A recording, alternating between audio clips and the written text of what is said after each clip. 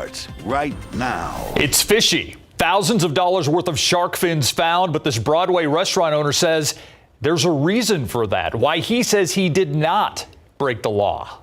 And a confrontation between city council members may have gone too far. San Antonio's mayor now mulling over the incident and what should happen next. And nearly 24 violations lead to one failing score. The problems behind the kitchen door at one restaurant and the issues our cameras found.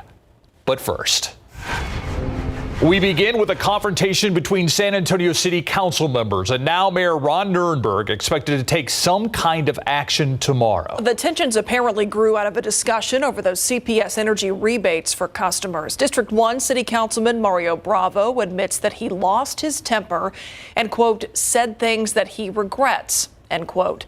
Sources telling KSAT that he confronted Councilwoman Ana Sandoval before his proposal to use that CPS revenue for climate-related projects failed. A confrontation that apparently left Sandoval in tears. A source also telling KSAT that Bravo's comments were personal and, quote, a line was crossed, end quote.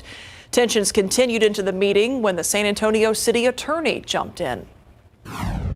Councilman, it's the point of decorum I'm trying to make is that your comments should be directed at the policy, at the staffer, but not to other council members. That's a rule that this council has adopted, and so that's why I'm bringing up a point of decorum. And I'm not addressing her directly. I'm addressing the plan, the proposal. You have been during the whole discussion, Council. Okay. There was a vote to delay the discussion on what to do with that extra CPS energy revenue, but since Councilwoman Sandoval abstained from voting, it ended in a tie. That meant the revenue would be included in the city budget as a rebate for customers, which was then approved. Councilman Bravo says that he remains committed to working professionally with his council colleagues. You can read more about this story right now at KSAT.com. A Broadway staple now at the center of a Texas game warden bust. Van's Vietnamese and Chinese restaurant accused of having nearly $25,000 worth of whole and peeled shark fins available for sale. Texas deemed the sale, trade, purchase, and transportation of shark fins illegal in 2015. The Night Team's John Paul Barajas spoke directly to the owner who claims this is all a misunderstanding. We're not on the menu. Some they reported. Texas game wardens found 381 whole shark fins and 29.2 pounds of peeled frozen shark fins at Van's restaurant during a routine inspection back in April. They estimate the fins to be worth $25,000. Owner Tan Hien Nguyen tells us the fins are only for his family's consumption. It's a lot of shark fin to have for one person or one family. I got 600 pounds. I bought it every day. For how long? They got 25 years ago. So 25 years ago you made the purchase and you still have at least 400 shark fins and 30 pounds? Yes, they're less than 20, 30 pounds. I got 600 pounds. Nguyen claims he purchased the fins long before a 2015 law made it illegal here in Texas to do so, and that what was found by authorities is leftovers from his last purchase. But game wardens found the fins in the restaurant's commercial freezer, which is why they believe the fins were for sale. I told them they won't believe us that you put it in commercial freezer. You have it at home, you got a bitty freezer, how you keep it? Well, I have to keep it in here. Nguyen called his lawyer, Bob Behrens, who told us over the phone it's illegal to possess shark fins to sell, but not illegal to solely be in possession of the fins. I asked if having nearly 400 shark fins was intent to sell. His response, is there any proof of any sale? He then asked us to leave the restaurant. Thank you, sir. Appreciate it. Okay. If you want promoted, fine. If you said that illegal, okay, fine, lock me up.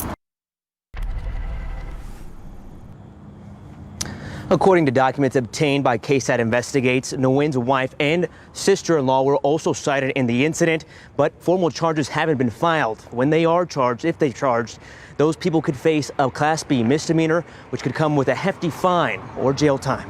At Vance, John Paul Barajas, KSAT 12 News. We'll see what happens from here. Thanks, John Paul. Tensions along the border now being felt in more parts of the country. This follows the flights taking migrants from San Antonio to Florida and Martha's Vineyard. A Florida senator was now asking a judge to stop Florida Governor Ron DeSantis from using state funds to take asylum seekers from Texas to other parts of the country. Meanwhile, Bexar County Sheriff Javier Salazar saying that his office has received threats after announcing the investigation into the flights to Martha's Vineyard. He says he's trying to figure out if anyone committed a crime in Bexar County in connection to those flights. A lot of these people don't speak English. So I got to think that something's got to be lost in translation. That's why I want my Spanish-speaking investigators to talk to these people firsthand, to say, what exactly were you lied about and at what point? Because if they tell me they were lied to, but it happened in Florida, I can't help them with that. Now, the sheriff says he is trying to speak with the migrants who were on that flight, but who are now on the East Coast. A lot of that discussion has been through attorneys at this point. You can watch our entire KSAT Q&A with Sheriff Javier Salazar right now on KSAT.com. A murdered mother gone but not forgotten. Crystal Garcia's family held a balloon release at Woodlawn Lake today. Her father says he's thankful to see his daughter and his grandchildren. It's been a year since her death. Her body found in Comal County. Francisco Javier Garcia Ventura arrested for her murder. Her family says they're still dealing with the court case, but taking it day by day. They are living through a tragedy, and now some parents in Uvalde and other mass shooting survivors are pushing for a ban on assault-style weapons. Kimberly Rubio traveled to Washington, D.C. to take her concerns to lawmakers after her daughter was killed at Robb Elementary. I'm a quiet person. I rarely speak up for myself, but when I become a mother, a power was instilled in me that remained dormant until June 8th, 2022. When I addressed Congress to demand a federal ban on assault weapons. This is an effort that parents have pushed for before the shooting in Uvalde. Years later, they are continuing to call on lawmakers to create gun reform. We'll keep an eye on what happens from here. We have seen the fentanyl crisis cross onto school campuses. Some students have even died because of it, and deaths are quickly increasing all across the state. Governor Greg Abbott has issued an executive order to go after drug cartels. Under that order, criminal organizations like the Sinaloa cartel would be classified as terrorists. Meanwhile, the CEO of Rise Recovery, a nonprofit focused on ending substance abuse, says awareness campaigns about fentanyl could save lives. Especially among young people or anyone that is recreationally using drugs, that there is a dangerous chemical on the street that could be in any one of those drugs, even if they look like medication. And you can't tell. Counterfeit pills could be laced with fentanyl. Even a small amount could be deadly, and the person taking that drug could be unaware. Right now, Narcan is being used to try to limit the deadly effects of the drug. Now for a look at your headlines in our Nightbeat news flash. A San Antonio man accused of sending sexually explicit messages to someone he believed was 40 years younger than him. This is 55-year-old Ernest Johnson. He kept his head down when he walked by our camera. Police say an undercover officer posing as a 15-year-old girl began chatting with Johnson back on September 1st. Detectives were able to figure out where he works, arrest him, and charge him with online solicitation of a minor. A storage business no stranger to break-ins. San Antonio police revealed the problem may be worse than anyone knew. We're talking about the Otter Self-Storage near Loop 410 and Marbach Road. Customers say they experienced 3 break-ins within the last month, but San Antonio police say they've received 65 calls related to burglaries here in the past 6 months. 65. It's unclear how many are individual break-ins. Residents say they're frustrated with the company. We asked for answers from the storage company, but they refuse to provide answers or even really take our calls. Mexico dealing with its second earthquake in 3 days. Today's quake had a magnitude of 6.8. It hit near the epicenter of the first. Today's disaster also being blamed for 2 deaths. The area was already left with damaged buildings. Now more damage being uncovered along with landslides. Mexico's president claimed today's quake was an aftershock from Monday. And that's a look at your Nightbeat news flash. The countdown is underway for the Big Give. It's a 24-hour event with a long list of nonprofits hoping for some generous donations. We have a link on KSAT.com if you'd like to join in that effort. Haven for Hope is looking to raise $75,000 to enhance safety and security on the campus. As the Night Team's Patty Santos reports, that would include 2 new specialized canines. My name is Charles Buendia, and this is my canine Taz. Charles and Taz are showing their new co-worker around. Good boy, search. My name is Alexander Padilla, and this is Bolo, the canine. Good boy, good boy. Bolo, short for be on the lookout, is an explosives and weapons sniffing dog.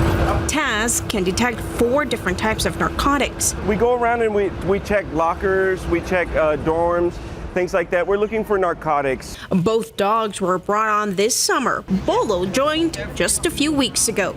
Bags are checked at the entrance, but both canines tried to find anything else that's missed, and they're good.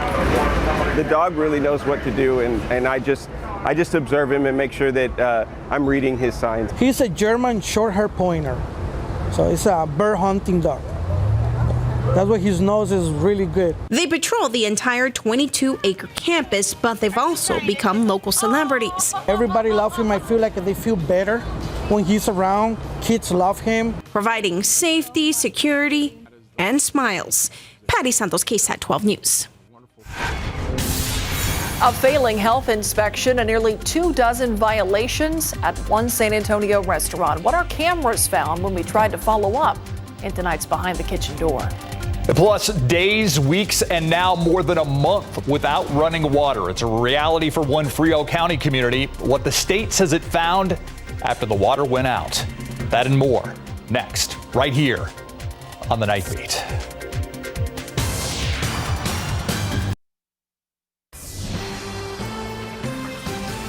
It's really not that far away, just south and west of San Antonio, the town of Derby. Imagine depending on donations of water to cook, to clean, to even go to the bathroom. Well, that's what Derby's been dealing with for the last month and a half. And now the state is revealing more about the water disturbance in Derby. The Texas Commission on Environmental Quality actually spoke with the water supplier Derby ING back in July. They notified them a compliance investigation would be happening on August 11th. Just days before that investigation, Derby left without water. The water supplier tried to reschedule that investigation. TCEQ says the request was denied and they found 12 violations.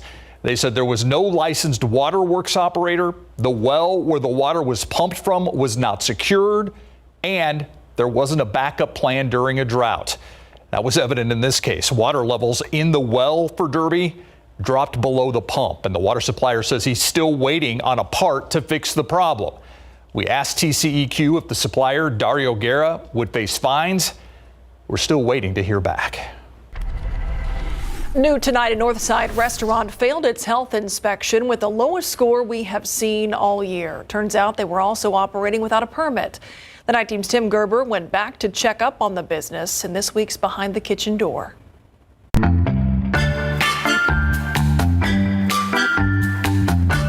SA Cafe, located in the 20,000 block of Highway 281 North, got a failing score of 66. That's a 20-point drop from their previous inspection in February when they got an 86. During their inspection in August, they racked up 21 violations. 8 of them were repeat violations. Raw eggs were temping at 71 degrees, well above the required 45 degrees. Raw meat was stored over ready-to-eat noodles. More raw meat was found stored in grocery bags. There was debris inside the ice machine, and cleaned utensils were dirty. Employees were not wearing hairnets, and they weren't properly drying their hands after washing, likely because there was nothing to dry their hands with. The cafe was also operating without a permit, something they were previously cited for in February. I stopped by this week to see if the business had addressed the issues. I wanted to see if I could talk to you guys about your recent inspection, the 66 that you guys got. My manager not here. This worker said a manager was on their way to talk to us. How long do you think? A couple minutes? Yeah, like 10 minutes. We waited 40 minutes, but the manager never showed. A re-inspection was done at the end of August. Several violations were corrected, but the cafe was still operating without a permit. This week, Metro Health said the business does have a permit to operate.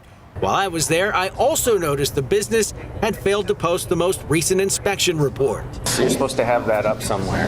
Oh, they're not here? I don't see it. So, it's supposed to be where the public can see it. Yeah, I don't know. I just walk in the front, I don't know. We're Behind the Kitchen Door. Tim Gerber, KSAT 12 News. Let's take a look outside. Sky 12, flying high above the city tonight. Always a cool view, but just doesn't feel that way. Yeah. For late September. The view, the only thing that's cool at this time of year, it seems. Adam. Yep, this go around as we're headed into late September and the autumnal equinox today, we're well into the 90s, actually. 96 our high temperature today. We'll be near 100 tomorrow.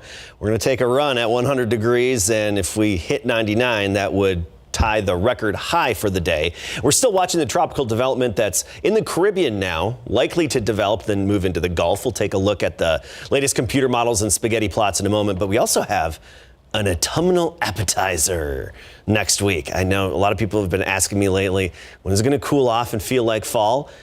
We'll get a little hint of fall next week. Take a look at our morning temperatures. So in the mornings, you'll notice low humidity and morning temperatures a little closer to 60 degrees by Tuesday and Wednesday of next week. So we have more 70s to go through the next few mornings through Sunday, and then the drop off begins at least for the middle part of next week. So you'll notice that with the weak cool front that's moving in. And there's actually a cold front to the north of us still. Wichita 62, the high temperature today. Parts of Nebraska only in the 50s and 60s for afternoon highs under sunshine. The fall-like air is out there. It's just bottled up to the north. Around Texas, 90s for high temperatures. 97 Hondo. New Braunfels and Gonzales both hit 100 degrees earlier today. Cotulla 2 degrees shy. Right now, a mixture of 70s and 80s. 72 Kerrville, Fredericksburg, 75 Carrizo Springs, 86 still officially at the airport in town. Converse 83 in Rio Medina, now at 79. Here's our forecast for tomorrow morning. Near sunrise, when we typically have our lowest temperature of the day, about 72 officially in town. Converse 73, Bernie 68, Comfort 68, Hondo Castroville about 71 for morning lows. By the afternoon, well into the 90s. I think even hitting 100, New Braunfels, Seguin, Gonzales. Of course, there will be some neighborhoods that even around Bexar County, some backyards that probably hit 100. Then we trim off a few degrees this weekend, mid-90s, then a little closer to 94 highs by the middle part of next week with those cooler mornings. Afternoon temperatures will drop off a bit. It's just not going to be as big of an impact and not quite as noticeable. So upper level high, Big Blue H, it's been overhead all week. It's starting to break down, and it will into the weekend. One reason why our temperatures will take a bit of a hit, but the active weather still up and around it, deflected away from our neck of the woods. As for the tropics, Hurricane Fiona is still out there. It's going to brush just west of Bermuda. It's Cat 4 hurricane right now. That one means business, but we're watching this area of likely development that's moving through the Caribbean right now. It's in the Eastern Caribbean. Computer models have it developing likely into a hurricane. And then by the middle to next week, most likely moving into the Eastern Gulf of Mexico. Of course, a lot can change between now and then, so something that we'll be watching closely and we'll update accordingly. 72 in the morning. By noon, we're at 91 degrees. Nothing but sunshine all day long. Upper 90s. And other than a 10% chance of a shower Monday, we're looking at a very sunny forecast. Low humidity, though, most of next week. That will be nice. Thank you, Adam. All right, a familiar face caught on camera taking in some of our big games tonight, Greg. You're talking about Jeff Traylor, UTSA out of the Smithson Valley game. Well, we had a lot of good games tonight, including a shootout at the Rock Pile, Alamo Stadium between Harlandale and Brackenridge. Got that for you when we come back as well. Plus, a great story at UTSA, a walk-on who's now a starter coming up. Just 2 days away from his game against Texas Southern in the Alamo Dome, UTSA head football coach Jeff Traylor making a trip out to Smithson Valley tonight to watch the Rangers take on the Canyon Cougars out of New Braunfels. See if there are any future Roadrunners playing tonight. 21-0 Rangers in the second quarter when we arrived, but the scoring wasn't over. Quarterback Chase Selnelek fakes a handoff, then fakes a reverse, stands tall and fires a wide open T.J. Hunt. 56-yard touchdown makes it 28-0 Rangers. And final, Smithson Valley wins it 35-0. The New Braunfels Unicorns were more than ready to play Brenham tonight at Unicorn Stadium. First quarter, New Braunfels on the move. Play action pass from Leighton Adams. He's going deep to Lance Beagley, who makes a great leaping grab over the defender to get the Unicorns down to the Brenham 12-yard line. Again at 35. They cap off the drive with this. Adam finds Beagley again, this time for the slam for a 6-yard score. 7-0 New Braunfels. Final, from Unicorn Stadium, 40-14, New Braunfels. When the Madison Mavericks met the Brandeis Broncos at Ferris Stadium tonight, they knew they had their work cut out for them. Broncos in control early. Quarterback J.C. Evans is back. He finds Rafe Clendenin down the seam for the 17-yard touchdown. That would be the first of many. The final, look at this. Brandeis wins that shootout 50-27. The Wildcats of Sotomayor are going up against the Holmes Huskies tonight at Gustafson Stadium. Wildcats are up 2-0 in the third. They're clawing for more. Running back Yatravian McNeil explodes out of the backfield through the line, going untouched on his way to a 46-yard touchdown. But on the extra point attempt, Holmes, DeQuincy Jackson flies in for the block, scoops up the ball, and he's taking it back 90 yards for 2 points. It was 8-2 Sotomayor. After that, the final from Gus, 14-8 Sotomayor. At Alamo Stadium tonight, Bracker is taking on number 11 Harlandale. First quarter, Indians get on the board first. Jacob Sosedo pump fakes and goes deep for Pedro Valenzuela, who makes a great grab for the 17-yard touchdown. Harlandale jumps out to a 7-0 lead. After an Eagles 3 and out, Indians strike again. This time Sosedo rolls out, lobs it up for Joseph Esparza for the 35-yard score. That makes it 14-0 Indians. Let's head to the big game coverage scoreboard for that final and some more out-of-town games. Harlandale right now, that has just gone final, 55-43. Buda Hayes beats Bernie Champion tonight in Bernie, 34-29. Wagner over Kyle Lehman, 42-0. Pro football coverage, powered by Davis Law Firm. Cowboys injury report today included both Micah Parsons and Trayvon Diggs. Parsons already has 4 sacks this season, was held out due to cold symptoms. And Trayvon Diggs, yet to get an interception so far in his first 2 games, is out for personal reasons. Also on the injury report today, Dalton Schultz, after the tight end suffered a knee injury during the Cowboys' 20-17 last-second victory against the Bengals. An MRI revealed it's just a sprain, but listed as a full participant today was wide receiver Michael Gallup, who's trying to work his way into playing shape Monday night in New York against the Giants. Jaron Kearse is also still out with that knee injury, and that's why Donovan Wilson is getting to play safety.